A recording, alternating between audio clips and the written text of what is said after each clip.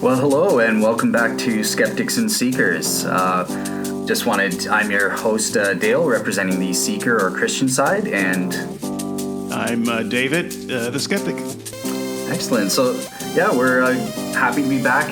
Just wanted to let you guys know we got a bunch of your feedback, and we're thrilled that people are interacting with the show and really engaging with the topics that we're discussing on it. I understand we will be going over some of that feedback later on in the show. But for right now, just wanted to get into our next topic. And this week, it's my turn to come up with a topic to discuss. It's one that I'm personally excited to throw out there because it's an idea that I came up with on my own, and that is the issue of subsumability. So what am I talking about here? Whenever you're evaluating a certain miracle event, or what I call a G-belief authenticating event, essentially there are two or three elements that need to be established. First of all, you need to establish that the actual event took place. Secondly, you need to establish that it's extraordinary in some way, or some people try to prove that it's supernatural or something like that. And then the third aspect is that it takes place within a context that's charged with religious significance. And I've come up with three conditions for establishing that criterion. The third of which is what we're going to be discussing today, and what I call the issue of subsumability. So what am I talking about here? With the resurrection, let's pretend I could prove to the skeptic with a 100% degree of confidence that the resurrection actually took place, and that this event serves to attest to the truth of Christianity.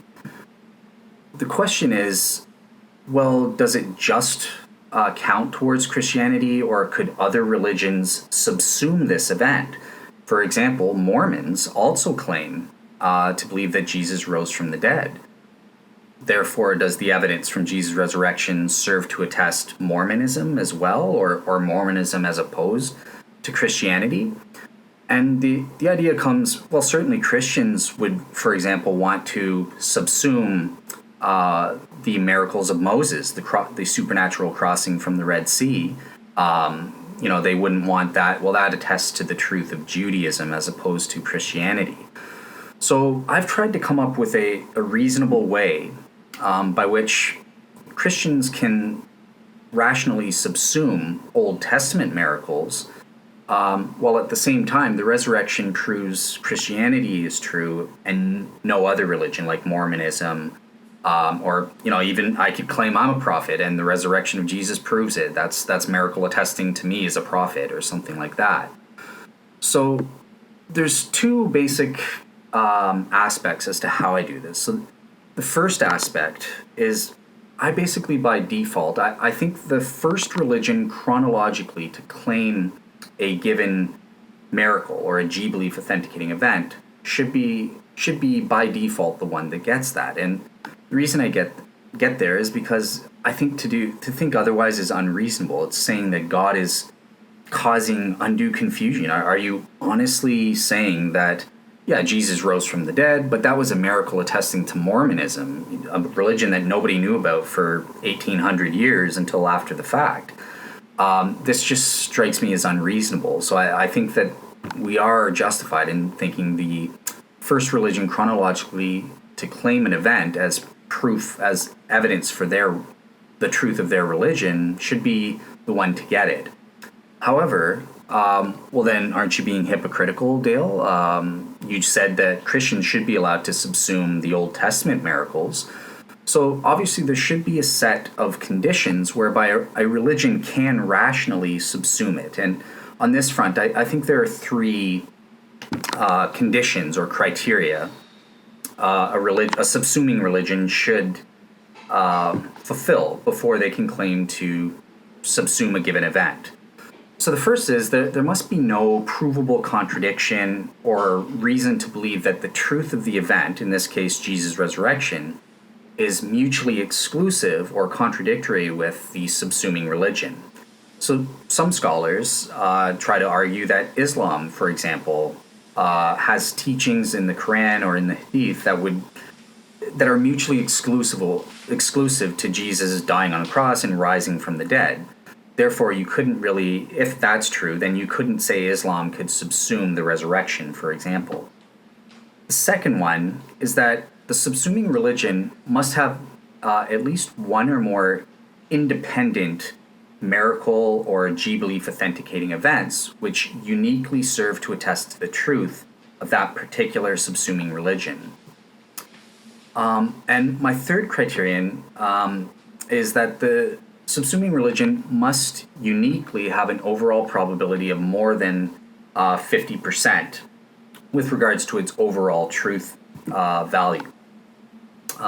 So it is possible. I've had some religious pluralists say, well, maybe conditions 1 and 2 could be fulfilled. Maybe there's a religion that isn't contradictory with the resurrection, and it has its own unique miracle, and maybe maybe we could prove Jesus turned water into wine or something, and that's not a part of that subsuming religion.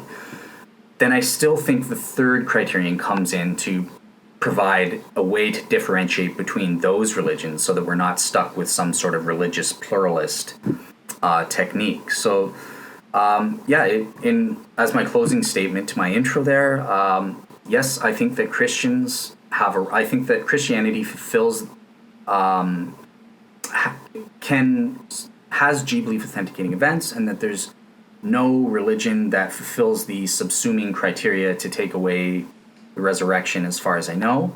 But yeah, this is a theoretical thing. So even if it doesn't matter whether I can establish that or not with the resurrection specifically, I'm just saying this is how we would go about evaluating whether the resurrection is subsumable or not. So with that, I'll turn it back to David. Okay, I probably don't have as much to say about this as you would hope, but I do want to clarify a couple of things from my own mind. So when I read your article on subsumability is a word in the title, but your actual title is something like, does the resurrection prove Christianity? And then subsumability is a part of the subtitle of that. And so I want to, because I think that your overall point that you're trying to make here, and this is for people to really read the article that you wrote and interact with that, is that Christianity is proven by resurrection. That's your first point that you're trying to make. Is that if the resurrection is true, then Christianity is true. And in the article that you made the statement that I'm glad you clarified. You mentioned the 1 Corinthians 15 passage where Paul says if the resurrection did not happen, then Christianity is false, essentially. But that does not in and of itself prove that Christianity is true if it did happen. And so the first part of your article, and I think the bulk of your article, is making the case for why we should believe that Christianity is true if the resurrection is true. So I don't want people to lose sight of what you're really saying here, and I do want to interact with that. So let me go to my second observation of what you're saying, which is resurrection belongs to Christianity and no other religion. Before I get there, let me just make a couple of quick observations on the first point, and then I'll make a couple of observations on the second point. And I don't even think I'll take as much time as you did, and you didn't take that much time. So okay, good. Good for our listeners. They don't have to listen to me. Good for listeners. So point one: Christianity cannot be proven by the resurrection because Christianity is more than the resurrection. So when I hear people saying, you're not the first person I've heard use this language, that Christianity is proven by the resurrection, the thing that comes to my mind is, what do you mean by Christianity then? Because that entails a whole range of beliefs. And so you can say, well, the resurrection is proven by the resurrection.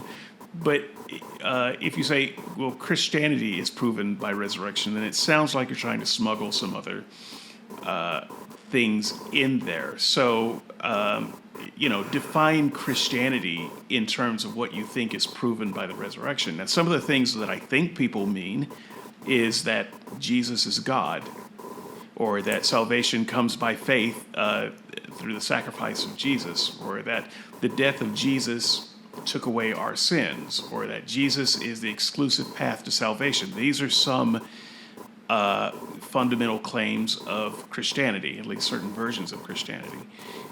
So if you're saying that the resurrection proves these things too, I would have to push back on that. I don't think the resurrection speaks to any of those claims. And so I would challenge that first concept, which is the resurrection does not, in fact, prove Christianity. At best, if I were to agree that the resurrection took place, it only speaks to one aspect of Christianity, and that's not the whole thing. And then the final point there is that, so none of these things are proven by the resurrection. Go ahead and comment on that, and I'll swing back on the subsumability piece. Okay, so David's right that this, and it's my fault because I'm the one who wrote the blog then. So if this, to my mind, this is the issue of sufficient attachment. It's not related to what I'm interested in here about subsumability. But in terms of Christianity proper, what do I think the essence of Christianity is? I need to be very careful because I always misspeak, and so let me say this: it's minimally. So there may be other stuff that, because of my biblical ignorance, should be included, but I don't. But yes, I would say Jesus' deity is one of them. That Jesus died and rose from the dead for our sins is an essential belief. And my mind's going blank, but yeah, okay. Let's just leave it at that. As Christianity proper, at minimum, I know for a fact includes those propositions. And yes, the resurrection as an isolated fact, well, that says nothing about whether Jesus died and rose for my sins, for example. That's an added proposition that's not proven by the resurrection specifically per se, right? So the for sins part is something that's attached, or the fact that Jesus was God. This is something that would come attached, given the truth of the proposition that we can prove Jesus rose from the dead. But again, because I get into trouble when I speak when I'm not prepared to. I'm just going to leave it at that and say that that's not the topic that we're discussing this week. But in 2 weeks' time, you can see David crush me on that one if you want. Well, so let me just say that the topic that we're going to be discussing came about because of my response to this post. So I'm also giving some of the responses I made in print to this post, and you decided, you want another run of that. But my responses were to the post that you wrote, and I just wanted to point out that, if the question is, which it is in the title, does the resurrection prove Christianity? The answer is no. And so you're going to have to go further into this sufficient attachment area to make that case. Now, to the other part of your proposition, is the resurrection exclusive to Christianity, or can some other religion do to Christianity what Christianity did to Judaism?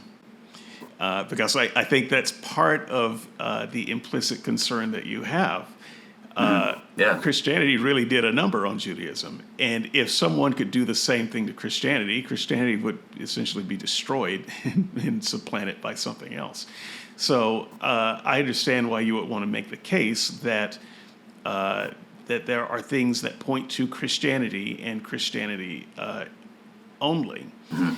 So that said, my observation on this point, Jesus was not a Christian. So the resurrection doesn't really belong to any religion. Jesus never established a religion. And so to suggest that the resurrection speaks to Christianity. Christianity is kind of a formalized religious ideology that is foreign to Jesus. Jesus didn't establish Christianity in that sense, and so I would say, just on the face of it, you can't say, well, the resurrection is a Christian, capital C, religious Christian claim. The second thing I would say is that technically Protestants subsumed the resurrection from the Catholics, because the Protestants didn't come first, the Catholics did. And so many Protestants today would say that Catholics aren't even Christians. So in one sense, they already subsumed the resurrection from its original claimants and have kicked the original claimants to the curb.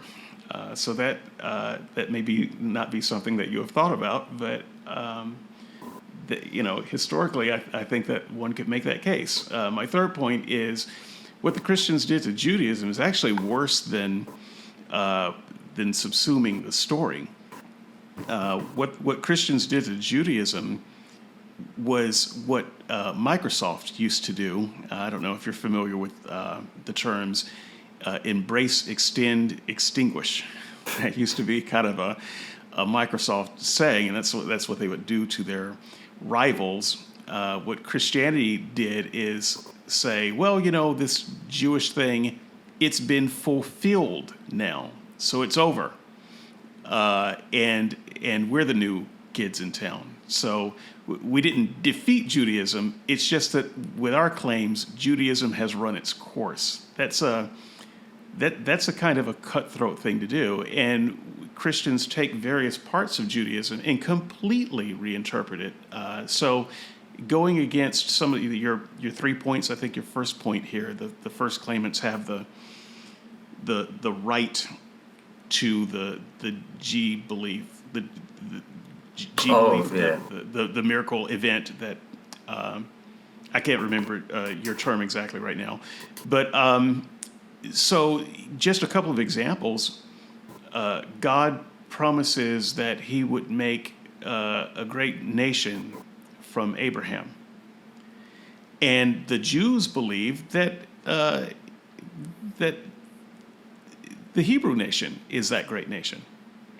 But Paul comes along, or the Hebrew writer comes along. I actually don't think it was Paul, but the Hebrew writer comes along and says, "Oh no, that promise was never about the Hebrew nation. That promise was really about Christians, and the seed of Abraham was Jesus, not Abraham's direct descendants." And so it kind of takes that story, teaches it in a way that Abraham would have never understood it, the way no Jew ever understood it, and turns it on its ear and turns it into a Christian story. And so the Christians would say, oh no, the Jews just misunderstood their own story. This is really what it was about. Another example of what Christians did to Judaism, it would be in terms of the law of Moses.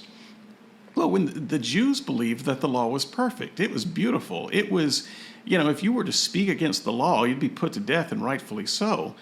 But Christians come along in the first century now, and they're saying things like, oh no, the law, that was just a schoolmaster. It was the handmaiden. It wasn't the real thing. And there's a passage that says something to the effect, if the law wasn't faulty, if the first covenant wasn't faulty, there wouldn't be any need for a second covenant. Well, the Hebrews didn't think that their law was faulty or incomplete or that was leading to something else. They never thought that. But Christians came along and reinterpreted that so that it meant something completely different than any Hebrew would have ever believed in. So I would say that the Christians did exactly what you were saying no one else should be able to do to the Christians. So my fourth point, this is, I'm going to open myself up here because my first 3 points are good and probably fairly unassailable, and I should stop there. But just for the sake of fun, and maybe we can generate some comments on this, I would say that Christianity didn't just subsume Judaism. Christianity subsumed a lot of other mythologies of the time. So Jesus was not the only dying and rising Savior God. There was also Osiris, and I had clipped out a quote about Osiris that I will just leave out here. But Osiris would be one example of someone who had a very similar story, an Egyptian god. And even around the time of Jesus and in that region, there were lots of stories about dying and rising saviors. Shortly thereafter, Jesus wasn't the first, he wasn't the last. And so it is among all things possible that the gospel writers who wrote the Jesus story also knew about other mythologies of the time, and they practiced syncretism, which is a way of taking local mythologies and adding your particular spin to those local mythologies. So I think that there's a lot of syncretism involved in Christianity. I'm not saying that Christianity was simply made up from the fabric of other myths, but I'm saying that other myths would have been around as the story of Jesus would have been crafted and told, and that's just a part of the cultural background. I don't see how those things couldn't have helped but seep in. So Christianity is the chief subsumer of everything around it. And it is perfectly understandable why you wouldn't want some other religion to come around and do the same thing to Christianity. But I honestly have no sympathy for Christianity and its claims of the resurrection, considering what it's done to its other religions around it. Okay, so I like the nice short response that you said, but okay, so I've written down, I've filled up my page here with stuff. Okay, so in the first thing you mentioned, yes, it's true that I'm trying to sort of delay talking about sufficient attachment, and that is something that David talks about in his blog. And I'm just sort of saying it's beside the point, which it is, but that's not David's fault. I take full responsibility for being unclear as to what I wanted to focus on in my blog, if that's what you get. So I apologize to you guys for making you think that I wanted to discuss sufficient attachment there. So your next point then, getting into so Christianity is so exclusivity. Jesus was not a Christian. He was the founder. Do you mean Jesus wasn't going around teaching that he was God in the flesh or something? He wasn't a Christian because the Christian religion did not exist. There was no Christian religion. Jesus was a Jew. He was born a Jew, he lived a Jew, he died a Jew. He did not create a new religion. Yes, Peter wasn't a Christian in the early days either. There was no term, right? They saw themselves as an offshoot of a Jewish sect. Hey, we're fulfilling the law of Moses. We're not creating some new religion. Like, that's just most biblical scholars. Like, there's nothing controversial as far as I can see in terms of my points on subsumability. Yeah. But you're saying that subsumability kind of belongs to the religion of Christianity and no other, and it doesn't, because Christianity, if you say that Christianity was a thing in Jesus' time, which it wasn't, it was that individuals now can have a direct relationship with God and not have to go through a corporate priesthood to do it. Everyone had a direct relationship, and so I would argue that there is no such thing as a corporate Christianity, even throughout the. Now, it became more corporate as time went on, but early in the Corinthian letter, I want to say the first chapter, around verse 10 or something like that. It's been a little while since I read it. I didn't look it up this morning. Paul was talking about the various divisions among the Corinthians. He was saying that some say, I'm of Paul, I am of Apollos, and I am of Christ. He actually puts Christ in the list of divisions, as if to say, you're not winning any points by saying you're a Christian any more than you're a Paulian or you're an Apollian. There was no Christian religion per se. There were differences in the early church. Okay. That's where it gets into, well, what is your definition of what we're calling Christianity proper? Like there were definitely, it's undeniable that there were at least a minimal set of definable propositions or that these early followers of Christ believed in that demarcated them from the other mainstream Jews in the day. That's okay. So that let's just leave it at that, because that's all I'm trying to do for my point. But I'm just saying that became more formal as time went on, and by the time Rome got into it, it's a completely different animal than anything that you could say Jesus had in mind, or even the early apostles had in mind. It became a completely different animal, and that's the animal that we're dealing with today. And so when I hear you saying that the resurrection is kind of belongs to Christianity exclusively, I hear you talking about the thing that Christianity became, not the thing that Jesus spent his life doing. Okay. Yeah. I don't want to get into how do I define it yet, but I think you bring up a good point. Like, for example, minimally, Jesus' deity. Were early adoptionists, before the writing of the Bible? Like, could they be considered saved, or were they, damned and they thought they were followers of Christ, but they weren't? I'm not 100% sure that I can say now, yes, their opinions are wrong. Adoptionism is false, and it's heretical now. I'm not sure, because we have, the biblical text to inform us and educate our opinions. They didn't. So I'm not 100% convinced I would even say that on the issue of Jesus' deity, something that I'm putting in as part of Christianity proper, that at the early time, that was his pre-existence to deity was an essential belief. It could have been, if there was oral tradition when Peter and them came up with the Orthodox position, so maybe it was still part of the definition, but I'm not sure.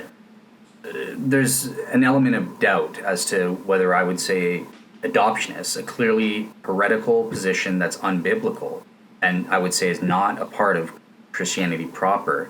But I wouldn't say, well, these guys were. I wouldn't be 100% confident in saying, well, but they're tricked, they're going to hell or something. They weren't really Christians or something like that. Sure. But that's a top. Oh, okay. So let's see what you have to say about my point too. Then I know that you were trying to take notes quickly, but Catholics and Protestants. I was just being cheeky there, but I still think that's a fair point. What say you? Okay, so I wrote that one down. So good, we're on the same page. It's true. When I developed this subsumability thing, I'm not really thinking about different denominations or sects within what I call Christianity proper. I think that. But you brought up the Mormons, and I don't think the Mormons would think that they are, though. They would think that they are as Christians as the Catholics think they're Christians, as Protestants think they're Christians. So they deny Jesus' deity, which is what separates them out at this stage. You can't. Doesn't matter. Doesn't matter. They think they're Christians, and they don't think that they've subsumed. But they don't think they've subsumed anything. Yeah, it doesn't matter what they think. That we have a defined Bible, many right? Catholics say the same thing about Protestants. They don't care what you think. They would say you're not Christians. Yeah, so in the same way Protestants would say that they're not Christians. So all I'm saying is, if the Mormons can't subsume the resurrection, if you think that that is an unfair thing, then the Protestants can't subsume it from the Catholics. It's not being subsumed because they're not. Catholics and Protestants fall under the definition of that minimal definition that I'm giving for Christianity proper today. Mormons do not. Okay. Catholics, Many Christians consider Mormons Christians. Many Catholics consider Protestants I don't. Christians. But what I'm saying is that many Catholics and Protestants don't consider each other Christians. And many Protestants and Mormons don't consider each other Christians.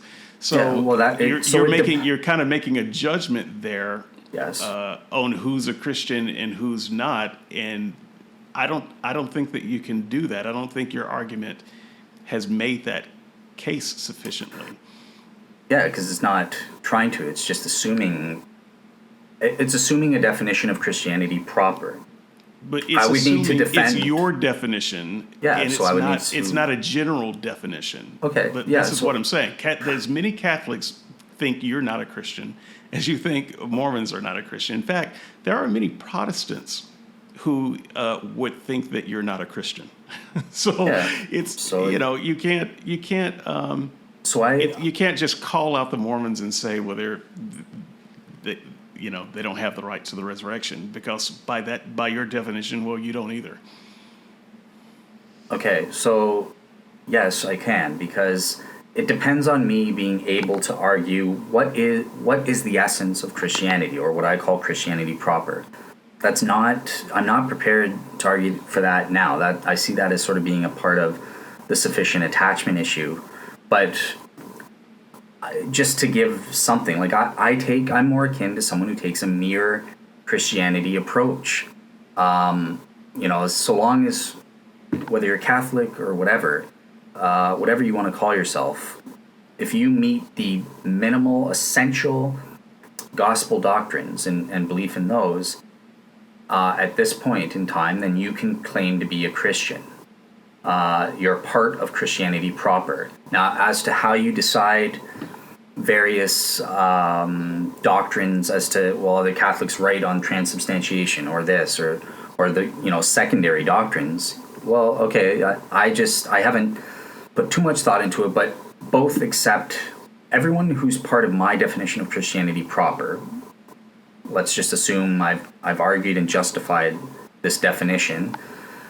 They accept the books of the Protestant Bible as a judge. Therefore, I can use those books to judge certain teachings and say, okay, well, this Catholic teaching is wrong, for example, or it contradicts the Bible. There's a way to try and judge. There is some sort of standard whereby you can judge various denominations' teachings and try to come to the truth. It's not infallible. They don't have the same Bible as you do, so that's going to be a problem. But it includes the same Bible, right? It has all of the same books. It just has additional ones, right? Okay, but they could easily say, "But you don't have the whole Bible." I have part. So you might say they have the whole Bible, but they could say that you don't have the whole Bible. Furthermore, what many Protestants would say, because I would have been one of those Protestants, is that they have additions to the Word of God, and so the plagues of the book would be added to them. There is no such thing as having more books than you need, because if you have more books than you need, then it's not the Bible. It's something else. And once again, having come from this side of Protestantism, I would have said your mere Christianity is not enough. That in fact does not define true Christianity. So it's a good start, but it is not what I would define as Christianity. Okay, so with the Catholic, let's take the Catholic perspective. I don't have a complete Bible from their perspective, but I do have a sufficient amount of it that may be sufficient for me to judge that Catholicism is true. If you give me the book of Matthew, I might find something in there, and hey, this contradicts Catholicism. You believe in papal infallibility. The Pope taught this, or some council taught this doctrine. This contradicts Matthew chapter 5 verse 8 or something like that. So if I can conclude Catholicism is wrong based on the material that the Catholics themselves give me, they wouldn't deny that I have at least part of the Bible in their opinion. So Yeah, but your analysis wouldn't work because the helicopter hermeneutics wouldn't fly in this case, because you have Matthew, they have Matthew, but they might fly over to the part of the Bible that explains why the Pope, why his word overrides what Matthew said, or maybe some part of the Bible explains more fully this thing that you thought that Matthew said, and so you don't have that. All you have is what Matthew said. So you are going to have a different impression of what that means than they do, because they have more stuff to compare it against. Well, in order to establish that there's a contradiction, I have access. I can look up what is the Pope's interpretation, or what does this other biblical book say, to see if it's actually a contradiction, or if their interpretations make sense as an equally possible outcome. In which case, okay, I would no longer use Matthew 5:8 to show that Catholicism is true. It depends on specifics, which I'm not prepared to argue today, right? But I'm saying if I could prove that there is an actual contradiction, I take into account their interpretations and their additional books, and say, no, I don't buy this. I think it's still Matthew 5:8 is contradicting what the Catholic Church says here. Then I'm justified in saying, well, Catholicism is false, so it must be some other form of Christianity. I can do the same with Eastern Orthodox or that sort of thing. I have no specifics because I haven't evaluated which denomination at this point. I haven't. So in fairness to both of us here, in the subsumability piece, what we're going to be talking about, I think, mostly is the Bible, once again, based on your article. So we're going to get into a lot of Bible-y stuff in that discussion, but I want to do this a primer. Yeah, no, absolutely. It's a fair point, and yeah, it's a good point. Let's bring it up in a future topic, because I want to get more specifics on this for my own knowledge and that sort of thing as well. But moving on then to your next point, messianic prophecies. Well, I didn't talk about prophecies. I talked about messianic interpretations, or something. Right, messianic interpretations. That would probably be better. Okay. And I also mentioned the law, and what I think Christians did to the Jewish law, I think is particularly despicable. Yeah. So Christians aren't. First of all, under my conditions, Christians can subsume, right? Because the resurrection is an independent proof for them. Jews don't claim the resurrection. That's contradictory to, Orthodox Judaism or something. They don't claim Jesus was a prophet or had any association with God. So God is, in effect, authenticating their messianic interpretations via the criteria of subsumability, assuming it fulfills all of what I'm saying. Now, you said that you made a claim that Jews in the Old Testament had no idea that, something new was coming about, where, it would be replacing the old law, so to speak, or a new covenant. Mm-hmm. I just wanted to read from you the book of Jeremiah, chapter 31, verses 31 to 34. Okay. So, behold, the days are coming, declares the Lord, when I will make a new covenant with the house of Israel and the house of Judah, not like the covenant that I made with their fathers on the day when I took them by the hand to bring them out of the land of Egypt. My covenant that they broke, though I was their husband, declares the Lord. For this is the covenant that I will make with the house of Israel after those days. I will put my law within them. I will write it on their hearts, and I will be their God, and they shall be my people. And it just continues on from there. So actually, yes, they did. Well, okay, but I think you should probably continue on from there. Okay. Because I'm familiar with I think I'm familiar with how the rest of that passage goes. But one would easily argue that has nothing to do with what you would think of as the New Testament, because the New Testament doesn't write any laws on your heart. There are all kinds of apocalyptic type prophecies about a future time, a utopian where the lion lies down with the deer, and that swords will be beaten into plowshares, and that sort of thing. Well, that's not this time. There is, in fact, from this same passage in Jeremiah that you're quoting, it's reiterated in Hebrew. I would go with chapter 9, but I don't have a Bible in front of me right now. I'm just going off of memory here. But it brings that back, and it talks about a time in the future when these things would happen. And so again, you would argue, well, that's not talking about the New Testament as we think of it. It's talking about some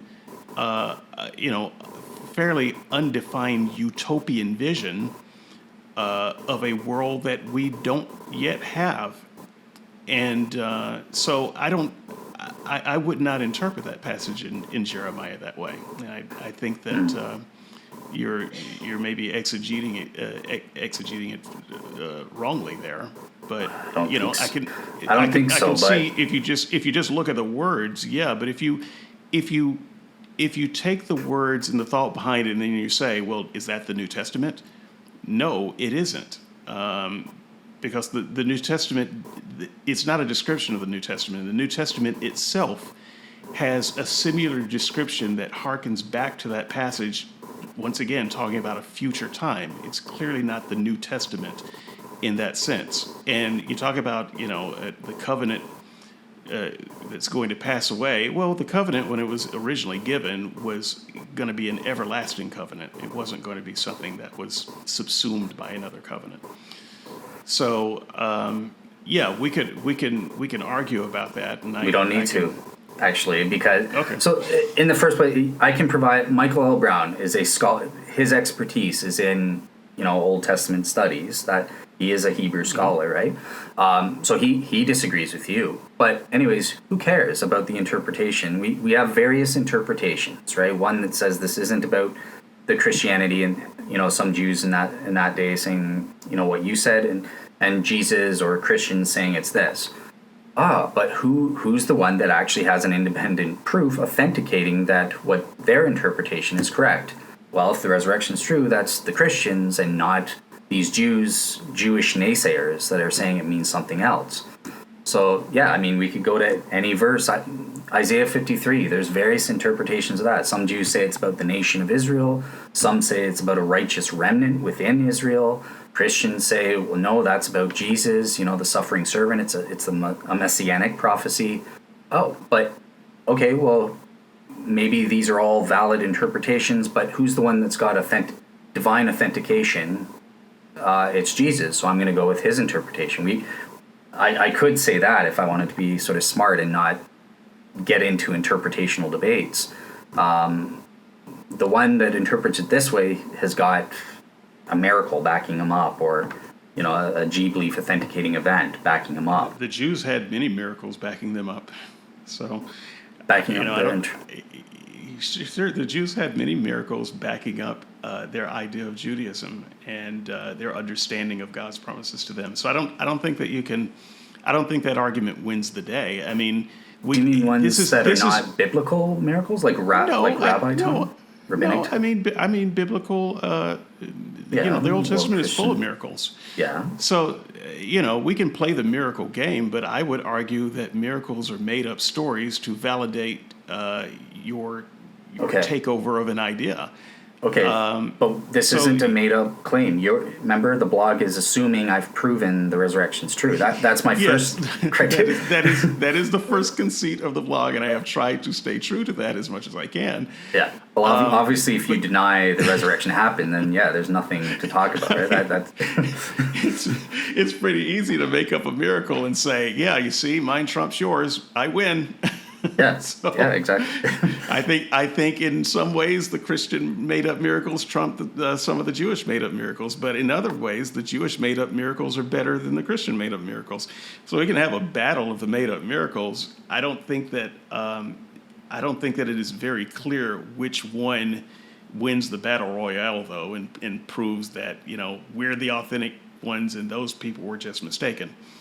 Okay. So yeah, that's like I said, I have 3 criteria. The very first one is, you have to actually prove that the event we're talking about, or AKA the resurrection in this case, actually happened. You can't just take a miracle claim at face value. It needs to be established that it happened. But yeah, once you've done that and you've proven it's sufficiently attached, all of those issues, well, then we have a way of addressing whether it's, these Jewish miracles are subsumable to Christians versus, later Jews who falsely claim to have miracles or something like that. So user feedback. I've got 2 from Tony and 1 from Jim. Let's just plow right into it. Gotcha. You want to look at the first one? Read the first one from Tony. Okay. So yeah, first of all, in the first place, Tony, thank you very much for leaving us our feedback. And I know that you addressed it to me. Same with Jim. Just so you know, I'm not ignoring you. There's a technical thing where I can't reply unless I'm logged in. So that's why I'm not interacting with your comments. He's scared of you. He's scared of you, Tony. That's why I keep reading your feedback. You're not supposed keep to it coming. You're not supposed to give him the inside details. Jeez, that was between you and me. All right. So Tony says, secondly, your argument appears to suggest the difference between a killing carried out by God and one carried out by a human is want of information on part of the human. Yeah, that's one of the factors. Maybe you have a point there. Thank you, Tony. I think I do. But if I were to suggest, having committed a killing, that a greater good would come of it sometime, maybe I don't think that's going to save me from a prison sentence. So yes, I think that would be regarded as special pleading. Well, again, that's not, in the first place, let's say you're 100% certain that there is a greater good that would come about. It's not, first of all, you don't have omniscience to know that overall a greater good would come about, and it's also, what is the specific greater good? I'm saying that a human life is worth, and I know David agrees, and Tara and all you people are not happy with this assessment, but I happen to think that the salvation of a soul is more important than preserving an earthly life. And that's where I would jump in with my small note in the notes, which says the ends justify the means. This is your ultimate view, is that the reason God isn't evil is because the ends justify the means. He's got greater ends, and so it doesn't matter what he does, because his ends justify it. Well, as long as you think that the ends always justify the means, then God can never be evil. Okay, so I don't. Then here's where you're wrong. I don't think it's immoral for God to take someone's earthly life. I don't believe in a principle of life, but a principle of existence. So I deny that there's some inviolable principle in that regards. By the same token, though, if a greater good could come about by God ordering us to rape someone or to rape, or if God himself actually raped a woman or something like that, saying that would lead to a greater good, that's not morally justified. So I wouldn't say I'm a total ends justifies the means. But what if 3 more people would be saved as a result of that? You don't do it. I mean, you only lose 1 woman's life, but you save 3 souls. So you're going back to the life. So yeah, life. Right. So the ending of a life is just the changing of the mode of existence. That is the argument that you just made, though, that sacrificing a life is worth saving a soul. So a woman's life is, if it's rape a woman and save some souls, I don't see why you would say that raping a woman would be wrong, because the ends would justify the means. The souls are more important. No, but it's not in this case. I don't think that the ends would justify those means. So there's a difference in the means. I don't think the means in terms of changing someone's mode of existence, I'm going to say it that way, I don't think that's immoral. So therefore, God isn't using immoral means. What if God saved the woman? What if he needed a woman raped to stir up a crowd to do, the right thing and change the laws, and maybe the woman was a mess after that. Maybe she was even killed in the process, but God saved her. He just used her body to bring about His greater good. In your view, how would that be wrong? It would violate a moral principle, and I need to think, principle of autonomy, let's say, or principle of justice, principle of autonomy. Let's stick with that. God Himself. Let's keep it simple. God cannot save her soul, or save more souls by raping a woman. God can save more souls by killing, or as I like to say, to changing their mode of existence. There's nothing immoral. There's no moral. So as long as He doesn't cause her any emotional distress and just has her murdered, that would be okay. As long as He doesn't cause her emotional distress, I don't know. I would say that. So take the rape out of it. He just has someone murder her. She's an innocent woman. She's murdered, but her murder stirs up a crowd to do the right thing. Laws are changed.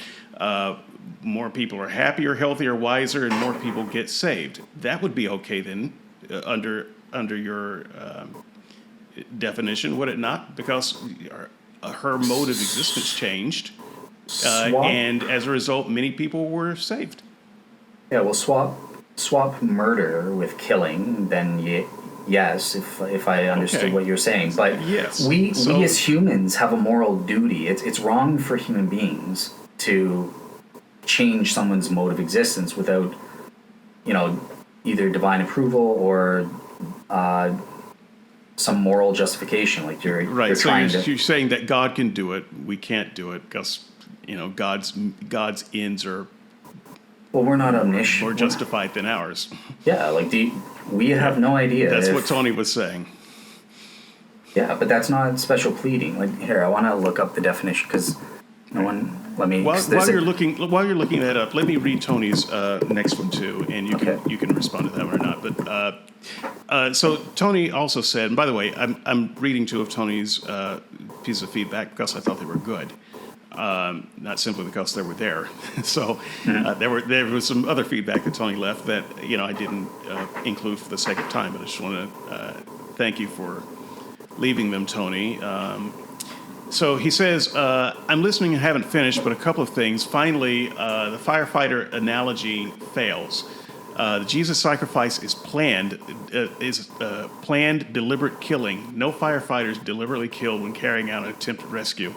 They may die as a consequence, and that is a risk they accept as a part of the job. So Jesus as firefighter fails.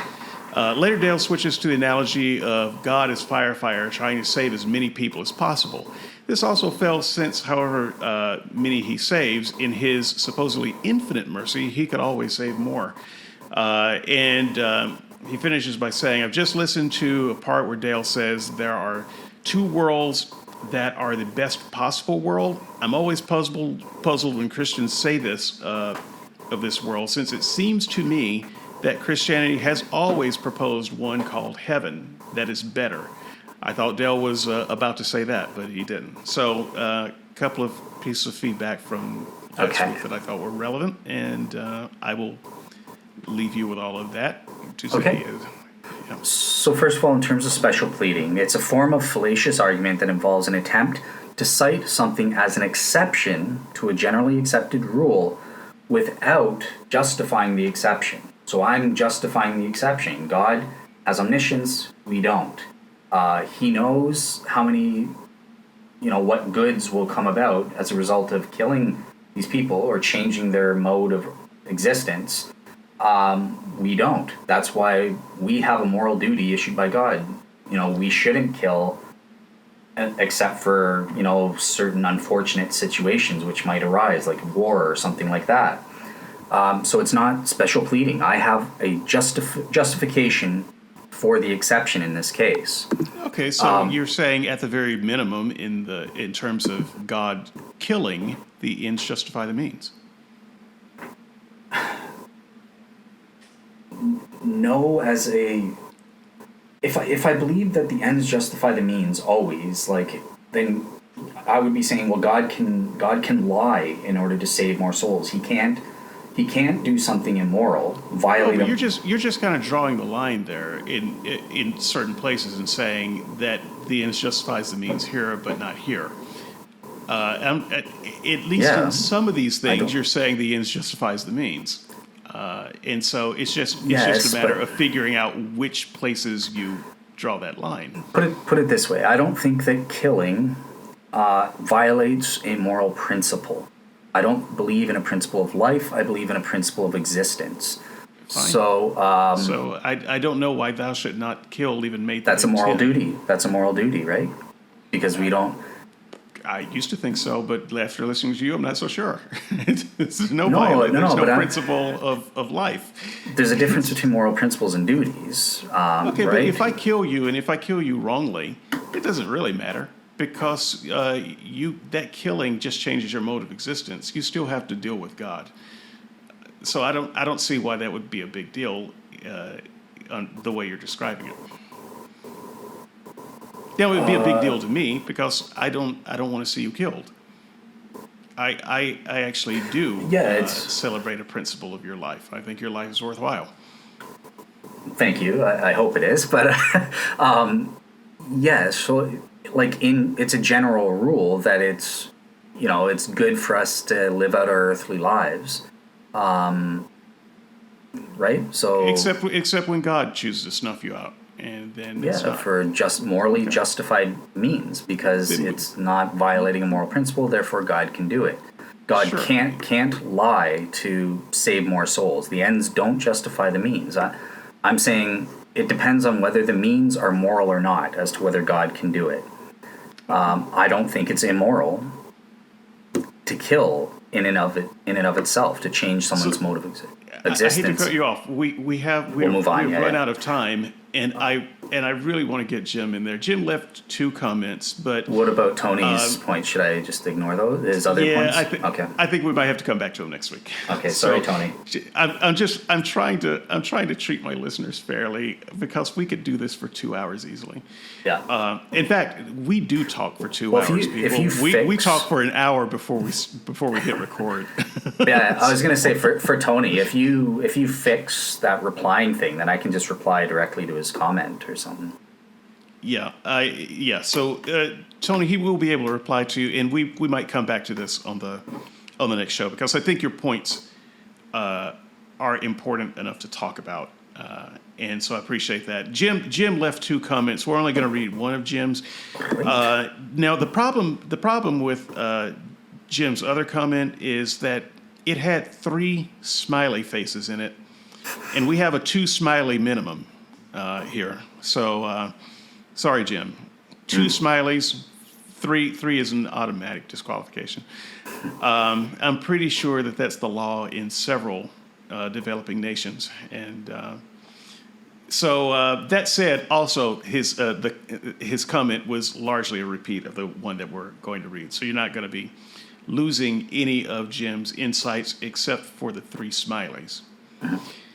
I'll just I'll fly through this. One of the first things that comes to mind is, can anyone unequivocally prove that the Bible is God's actual word? To me, that seems to be an unverified presupposition. This presupposition is generated by a circular loop that God is good because the Bible says so, and the Bible tells me God so didn't argue with the Bible. I may have mangled that, but I think you get the idea. The key steps toward determining whether God is evil or not, at least in my opinion, is to cogently prove that the Bible represents God fairly accurately. If the Bible turns out not to provide an accurate representation of God, then it seems to me that it's difficult to ascertain whether God is in fact benevolent, neutral, sometimes good, sometimes evil, or full of malevolence. The Bible seems to have references that can support all 3 options, and I'll leave it off there. Okay, for me to respond. Okay, so yeah, I'm not exactly sure if you're responding to a comment I made in either in the podcast or on the boards, but yeah. So He was responding to one of the articles, and I'm sorry, I didn't write down which one, but I think it was the evil God article. dilemma. Okay, so my understanding is when we were discussing that, I wasn't really addressing whether the Bible is God's actual word. It was more sort of, is God evil based on all factors considered? But obviously, yeah, in my opinion, I think it's possible that the Bible may not reflect the all good God. It's possible that there are errors in it, even of the moral example. So when you're asking me, like I responded to one person's question last week, what would it take for me to say God is evil or something? And I claim, okay, well, in terms of God himself, I have a properly basic belief that God is morally perfect, and it's very, very strong in that regards. But when it comes to the Bible as to reflecting that, I'm less certain of that. So I would say I'm 95% certain, still very strong, that when it comes to moral or major theological doctrines, that should be inerrant, so to speak. That should be proper for the average person to read and understand. So if there's something in the Bible that's 95.01% or more contradicts my moral conscience, then I would opt for, okay, well, I think that's probably an error in the Bible that doesn't really reflect the all-good God. So hopefully that sheds some light as to how I would react. I wanted to read that one in particular because that is the perfect lead-in to the conversation that we're going to have 2 weeks from now on sufficient attachment. Once again, your article is very Bible-centric here, and I'm not going to explain it. People will get a chance to read what you have to say in 2 weeks' time, but we will get into some of the things that we only hinted at today. I think that your Jim's post in your answer is a good lead-in, and we'll come back on that discussion. In the meantime, in 1 week's time, we are going to talk about something that has been on my mind a lot and that has gotten a lot of attention on the Unbelievable board in the last week. And in fact, if you want to read my article in advance, go over to the Unbelievable discussion board and you can read my longer original post there. I will probably repost that in full as my side of the argument. We will be talking about failure of the fall. See you next week. All right, have a good week, everyone.